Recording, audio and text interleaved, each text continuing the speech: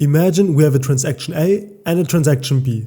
Transaction A could be Peter working with the database in New York, while transaction B is Jane in Munich, for example. Oftentimes, there are hundreds or even thousands of people working with the database at the same time. And if all of them start a transaction, we end up with a huge number of reads, updates, creates, and deletes happening simultaneously. But this is not just positive.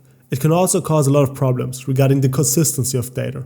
What if Peter changed data during his transaction while Jane is currently working with the same data? For this exact purpose, we have different transaction levels. The first one is read uncommitted, which is the least secure.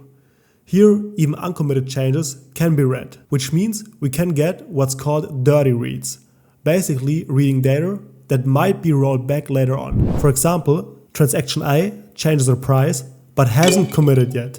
Transaction B reads that new price and then transaction A rolls back the change. So now B has read data that never officially existed, and this is obviously a problem. Next is read committed. In this case, you can only read committed data. So dirty reads are no longer possible. However, now non-repeatable reads can still happen. Imagine B reads a price of 10.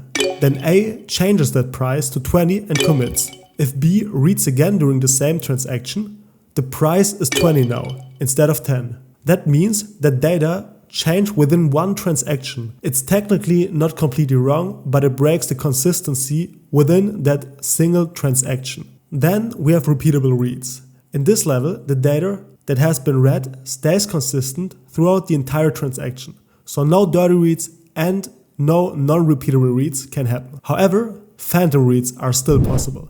For instance, transaction B wants to get all products with a price below $10. While B's transaction is still running, A, for example, adds a product with a price of $9, and $9 is less than $10, which meets the previous condition. If B runs the same query again now, that new product will suddenly appear. And that's a phantom read, since the same query gives different results inside one single transaction. Finally, there are serializable, the highest and strictest level. Here, transactions are executed as if they occurred one after another, in a fully ordered way. This level prevents dirty reads, non-repeatable reads, and phantom reads completely. The downside is that it's slower and can cause a lot of locking, which can be a problem when many users are working with the database at the same time. So how can you set the isolation level inside of SQL? There exist two ways to set the isolation level in SQL, and the first way is to set the transaction isolation level by using set transaction isolation level. And after this statement, you need to define the isolation level you want to use. And in our case, we can use read uncommitted, for example, like so. And by doing so, we set the isolation level for the next transaction. So this sets the isolation level for one single transaction. So right now we could start a transaction, for example, afterwards, and this will be the isolation level for this upcoming transaction. And once we commit or roll back, this set transaction level that we set right here will be resetted to the default value. And in case you wonder, the default value in MySQL is repeatable read. So what kind of values can we use right here? We can use read uncommitted. We can use read committed, like so. We can also use repeatable read, which is the default value in MySQL. And we can use serializable. So serializable, like so. So those are the individual transaction levels.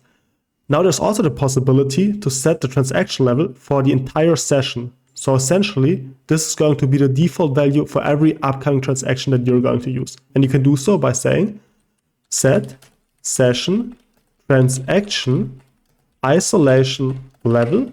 Now you need to specify the isolation level that we want to use as a default isolation level. So right here, you can also use read uncommitted, like so. You can also use read committed, repeatable read, and obviously also serializable. So you can use the exact same isolation levels for the session transaction isolation level as well. The only difference is that the transaction isolation level will only be valid for the next transaction, while the session transaction isolation level will be valid for all of the upcoming transactions.